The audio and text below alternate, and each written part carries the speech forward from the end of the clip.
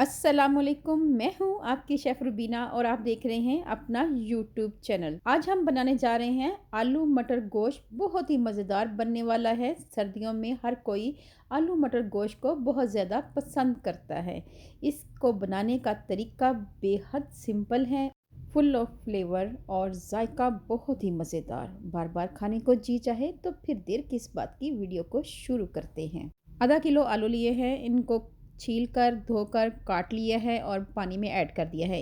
1 cup भरकर मटर लिए हैं, इसके साथ ही 1 किलो गोश्त लिया है।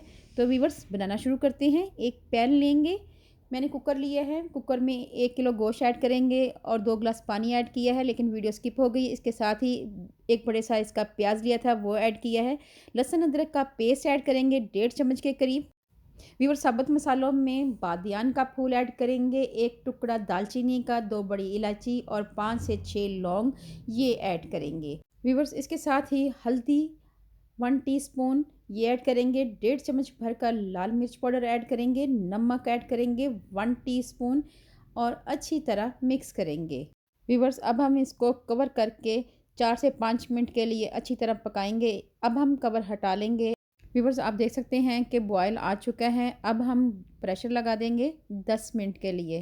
व्यूअर्स 10 मिनट हो चुके हैं, अब हम प्रेशर खोल लेंगे। आप देख सकते हैं कि गोश्त जो है अच्छी तरह पक चुका है और मसाला हमारा भुन चुका है। अब हम 1 कप भर कर कुकिंग ऑयल ऐड करेंगे और अच्छी तरह मिक्स करेंगे। इसके साथ ही मैं फ्रोज़न टमाटर ऐड कर रही हूँ और अच्छी तरह अब हम ऑयल के साथ और टमाटर के साथ अच्छी सी भुनाई करेंगे और माशाल्लाह माशाल्लाह बहुत ही अच्छी सी खुशबू आ रही है। इसके साथ ही मोटी मोटी कुटी हुई काली मिर्च ऐड करेंगे, 1 टीस्पून के करीब, 1 टीस्पून के करीब धनिया पाउडर ऐड करेंगे और अच्छी सी भुनाई करेंगे। यहाँ पे मसालों की भुनाई बहुत ही ज़्यादा मैटर करती है। जितनी अच्छी भुनाई होगी उतना ही अच्छा आलू मटर गोश्त का शोरबा तैयार होगा और बहुत ही खुशबूदार हो गया। आप देख सकते हैं कि गोश्त हमारा अच्छी तरह पक चुका है। व्यूअर्स गोश्त की भुनाई अच्छी तरह हो चुकी है। अब हम इसमें ऐड कर देंगे आलू और इसके साथ ही हमने इसमें ऐड कर देना है मटर और 2 से 3 मिनट के लिए आलू और मटर के साथ अच्छी सी भुनाई करेंगे। व्यूअर्स मेरी आपसे हम्बल रिक्वेस्ट है, अगर आप मेरे चैनल पर नए आए हैं तो मेरे चैनल को कर लें जल्दी से सब्सक्राइब और बेल आइकन को ज़रूर प्रेस किया करें ताकि लेटेस्ट नोटिफिकेशन आप तक पहुंच सके।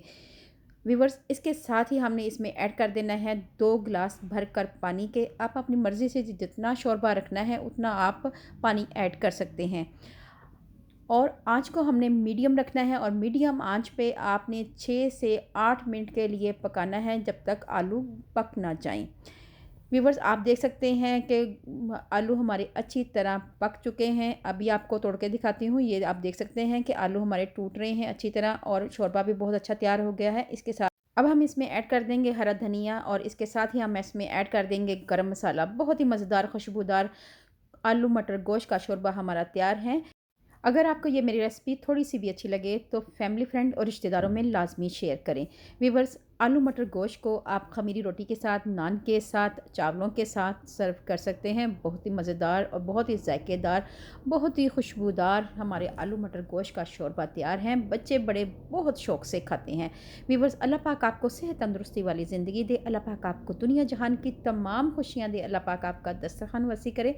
अपना और अपने प्यारों का ख्याल रखें। दुआओं में मुझे याद रखें। अल्लाह हाफ़िज़।